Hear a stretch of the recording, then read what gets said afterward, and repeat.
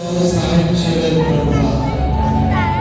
నీవు తప్ప లోకంలో ఎవ్వరు నన్ను ఆదుకోరు ప్రభువా. ఎవరు నన్ను పట్టించుకోరు ప్రభువా.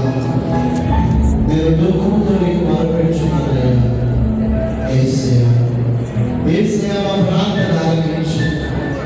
దినాత్ములు ధన్యులు, దైవరాజ్యం వారిది అని నీ వాక్కు ద్వారా పలుకుతున్నావు ప్రభువా. దయతో మేమందరం కూడా దుఃఖంతో ఉన్నవారమే. నీ కన్నీటిని తుడిచివేస్తాను. బిడ్డ భయపడదు, బిడ్డ బాధపడదు. నీ భారాన్ని నా మీద లేని యేసయ్యకు పలుకుతున్నావు కదా. ఇటువంటి భారంతో ఉన్నటువంటి కుటుంబాన్ని కనిపిస్తున్నాను. ఎవరైతే ఆర్థిక ఇబ్బందులు